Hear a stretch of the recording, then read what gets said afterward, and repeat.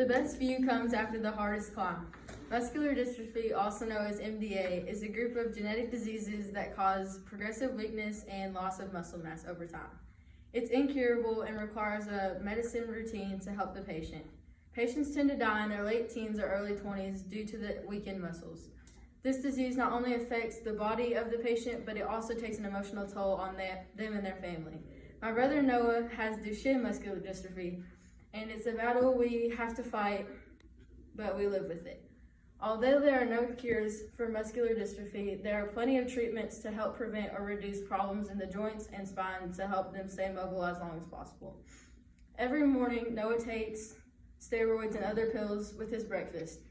He takes Inflaza, Aldactone, Lisinopril, Fosamax, vitamin D3, CoQ10, and a multivitamin, one of which is a special Sunday medicine where he has to fast. Even though these are helping him overall, they are also having a negative impact on him, such as mood swings, rapid hair growth, and weight gain. Another treatment used to help the patient stay as mobile as possible would be occupational or physical therapy. The primary goal of the physical therapist is to allow greater motion in the joints and to prevent contractures and scoliosis, whereas the occupational therapist focuses more on specific activities and functions such as like work and recreation or daily living things such as dressing and showering. An additional treatment that is used to help a patient with this disease would be braces, breathing treatments, and wheelchairs. The most common brace is called an ankle foot orthosis, also known as an AFO. These are prescribed for night wear to help keep the foot pointed at a 90-degree angle and the Achilles tendon stretched while the patient is asleep. Noah wears this type of brace every night and does ankle stretches before he puts them on. Breathing assists are also a common treatment for this disease. Noah uses a BiPAP when he goes to bed to help him breathe while he's sleeping. Since muscular dystrophy is a disease that weakens your muscles, it can also affect the muscles in your chest. Sooner or later, a wheelchair is needed for DMD, typically around 12 years old, which is how old my brother was when he got his. This just helps a patient to get around easier and conserve their muscle fatigue. Since muscular dystrophy is a disease that affects the muscles, hence the name, it damages all muscles in the body.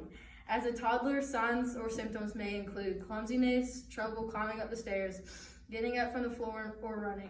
Some may also have trouble with jumping or walking normal. By around school age, you may notice a child walking on their toes or the balls of their feet with a slight waddle. They're also more prone to having trouble balancing and falling easier. They tend to push out their bellies and pull back their shoulders. When they're around their teen years, patients tend to get their wheelchair. At first, they struggle getting used to it and handling the fact that they need one, but gradually it gets better. When in the teen stage, they start to realize they can't do most things on their own and will need assistance on most daily activities.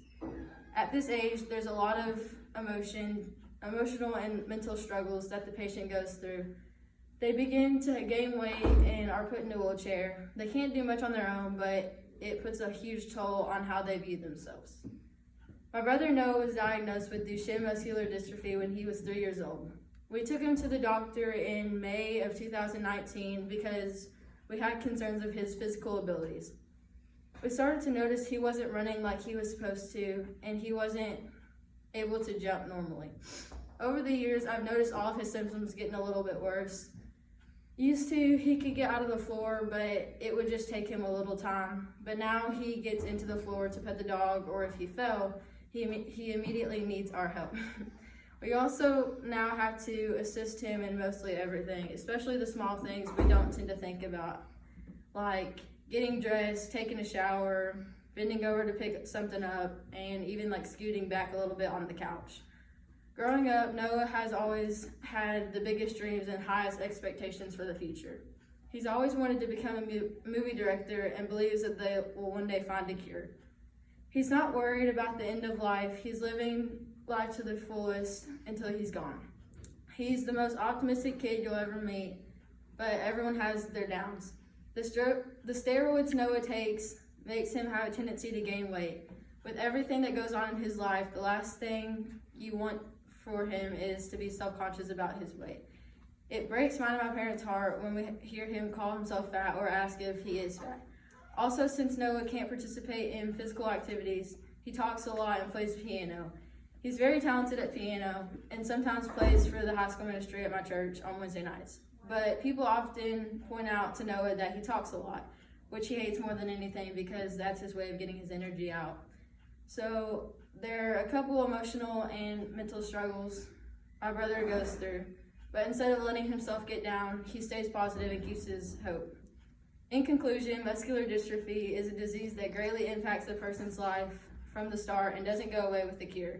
It affects a person's body by weakened muscles, weight gain, or other physical aspects.